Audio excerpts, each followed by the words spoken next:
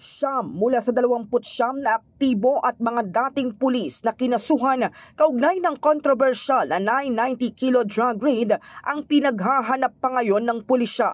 Ayon sa PNP, 4 dito ang aktibo pa sa serbisyo, 3 ang retired, 1 ang resigned at 1 ang dismissed from the service. May 9 pa po tayo na ina-account po at yun po yung pinagtutulungan po not only ng CADG pati na rin po ng ibang unit po. At out of the 9 po ay may 4 po tayo dyan na active po na PNP personnel. So kausap ko lang po kanina si General Torre at he assured the PNP leadership na hindi po sila titigil hanggat hindi po nila ma-account itong mga nagtitira pa po na siyam po. Kabilang sa siyam na hinahanap ang 2 dating PNP generals. Kinumpirma ni Fajardo na isa sa general ang nakalabas na ng bansa noong January 8 bago pa ilabas ng korte ang unang warrant of arrest kaugnay ng kasong paglabag sa Comprehensive Dangerous Drugs Act of 2002. Lumabas po siya ng January 8 prior pa po sa issuance po ng warrant of arrest po.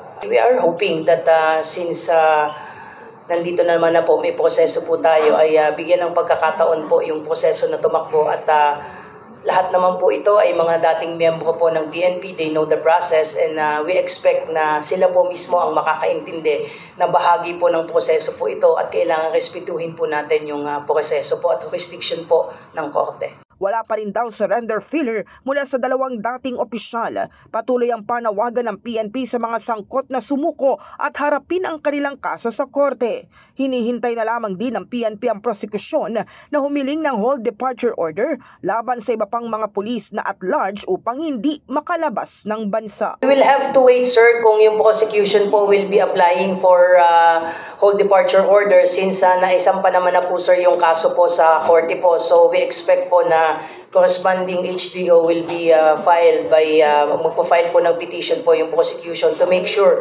especially for this 9 at large po, para hindi po sila makalabas ng bansa. In the heart of changing lives, ito si Brigada Kath Austria ng 105.1 Brigada News sa Manila, The Music News Authority.